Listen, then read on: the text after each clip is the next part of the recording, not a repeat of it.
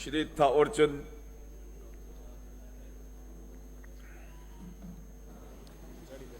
धन्यवाद सभापति महोदय।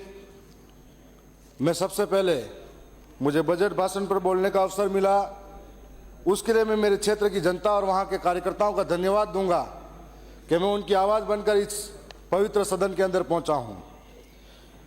मैं जब घर से निकला था तो क्षेत्र के लिए एक बड़ी उम्मीद लेकर यहां निकला था, लेकिन जो उम्मीद और सपने थे, जब बजट को पढ़ा और सुना तो सपने टूटे, उम्मीदें टूटी। वादों की चादर तान के सोई है सरकार, हकीकत में जनता रोई है बेकरार। अपनी गहरी असंतोष व्यक्त करता हूं।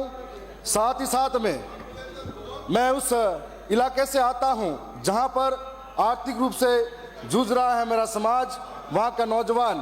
तो मैं आर्थिक रूप से जूझ रहे उस नौजवान की पीड़ा को आपके सामने रखता हूं। मेरे इलाके के अंदर शिक्षा व्यवस्था बेहतर तरीके से नहीं है, कॉलेजों की व्यवस्था नहीं है। इस हेतु मैं आपसे सीधे सीधे शब्दों में सरकार से उम्मीद करता हूं कि हमारे इलाके के अंदर दरियावद में कन्या महाविद्यालय और जो महाविद्यालय भी है उसको पीजी में करा जाए, उसकी सीटें बढ़ाई जाए, ताकि हमारे नौजवान जो हैं पढ़ाई लिखाई कर रहे हैं उनको इधर से उधर महंगी फीस और समय पे छात्रवृत्ति नहीं आने के कारण उनको अहमदाबाद बंबई में मजदूरी करनी पड़ती है, फीस जुटाने के लिए प्राइवेट कॉलेजों का चक्कर काटना पड़ता है। साथ साथ में मैं जलारा के अंदर महाविद्यालय की भी मांग करता हूं, दरियावद में कृषि महाविद्यालय और नर्सिंग कॉलेज की भी मांग करता हूं। मैं उम्मीद करता हूं कि इस बार जो परिवर्तित बजट आएगा इसमें सरकार जरूर इस बात को पूरा करेगी। इस सरकार ने बजट के अंदर, मैं एक बात और भी कहना चाहूंगा कि माननीय सभापति मुझे समय भी ज्यादा देंगे क्योंकि आज विपक्ष है नहीं और राजस्थान के इस सदन के अंदर तीसरा मोर्चा भारत आदिवासी पार्टी है, तो शायद समय भी हमको ज्यादा मिलेगा विपक्ष की भूमिका में। तो मैं यह भी चाहूंगा कि 1.50 लाख भर्तियों का वादा हुआ था, मैं पूछना चाहूंगा कि वो भर्तियां किस रूप से कब कहां होगी।